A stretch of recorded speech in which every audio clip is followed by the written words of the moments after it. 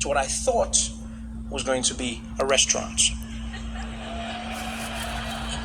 Instead, Dave pulls over into an abandoned parking lot.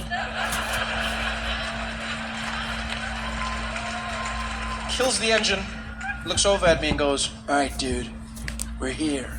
I was like, "Where? At my murder scene?" He's like, "No, dude, we're getting tacos over there." And he points, and in the corner of the parking lot was a truck. Right? A food truck, yeah, which I've now learned is quite common in America. In fact, some of the best food you'll find at a food truck. But at that moment in time, you have to forgive me, I was a little bit apprehensive. Okay? Yeah, I just wasn't quite comfortable with the idea of getting my food from an establishment that would not be there the next day. I feel like there's a certain level of accountability that comes with permanence. Dave was adamant, though. He's like, "Dude, you gotta get it from a truck, dude. That's how you know it's real." I was like, "All right, well, let's just get this over with. Let's do it." So I hop out of the car, walk up to the truck. And it was definitely a taco truck, because there's a sign above it flashing that read, "Tacos." Tacos.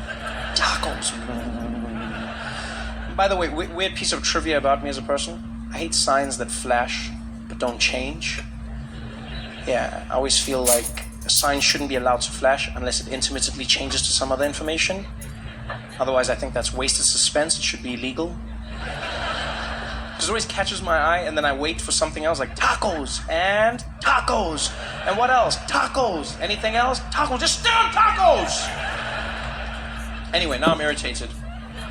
I walk up to the truck, and as I get there, this little dude pops out. He was in a completely different mood to me, you could tell. He just puffed his head. I was like, "Hey, how you doing, man? You want some tacos?" I said, "It would be awkward if we didn't." He says, "What? Oh, yeah, of course, man, of course. But you never know."